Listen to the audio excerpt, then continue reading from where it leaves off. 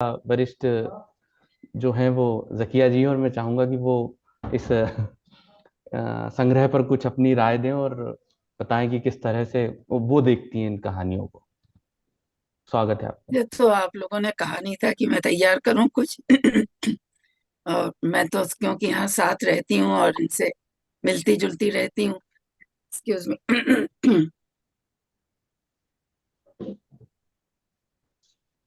तो मैं इनकी एक आध बातें जो है वो आप लोगों से साझा कर लेती हूँ। शर्मा जी जी, के से बातें होती हैं, हफ्ते में 2-3 बार मुलाकात भी हो जाती है, फोन पे भी बातें होती हैं। और मैं जब मिलती हूँ इनसे, इनको मेरी आदत है फौरन कहानी सुना देनी कि किसी ना किसी का किस्सा लेके बैठ जाती हूँ। इंडिया का, पाकिस्तान का, ब्रिटेन का, अपने काउंसलर होने का कुछ ना कुछ इनको सुनाती हूँ। और ये ऐसे रहते हैं जैसे ये कुछ सुन नहीं रहे हैं। तो मैं अंदर अंदर बहुत कुढ़ती हूँ कि मैं इतना बोल रही हूँ और ना ये कुछ कह रहे हैं ना सुन रहे हैं। और ये समझते नहीं इन चीजों को कि मैं इतनी मेहनत से सब बोलती रहती हूँ। और थोड़ी दिनों बाद देखती हूँ कि वही चीज कहानी बन के आ गई।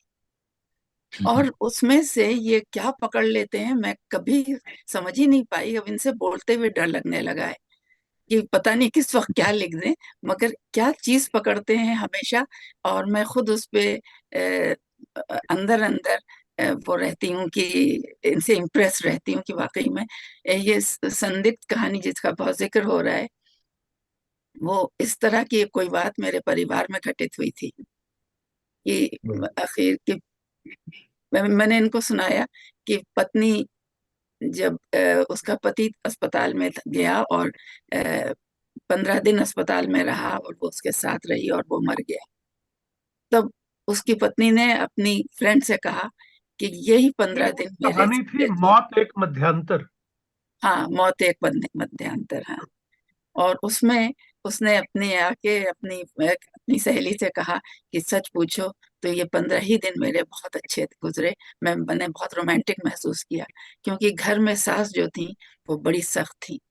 उनकी वजह से ना उससे बोल पाती थी, ना कोई लाड कर पाती थी, ना प्रेम कर पाती थी, कुछ नहीं।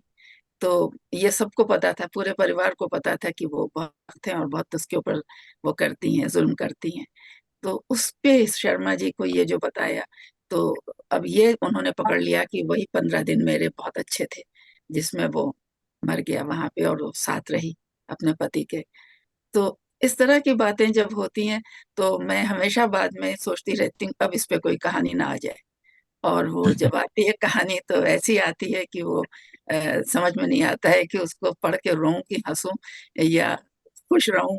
तो बहुत ही अच्छा लिख देते हैं। तो मैं अपना एक इनके साथ प्रैक्टिकल जो वो है, मेरा एक्सपीरियंस है, वो मैंने आप लोगों को बता दिया। और जाहिर है आप सभी लोग जानते हैं ये कितने अच्छे कहानीकार हैं और कितना अच्छा लिखते हैं। लेकिन अब जो है फरमाइश करने पे लिखते हैं, ये वैसे नहीं लिख रहे हैं जैसे पहले लिखते थे।